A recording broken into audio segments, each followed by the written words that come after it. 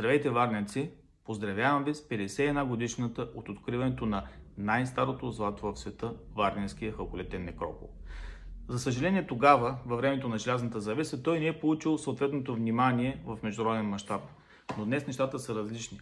И днес ние трябва да направим всичко възможно тази уникална находка, това най-старо обработено от човека злато в света, да бъде в основата на брандиране на Варна в международен план.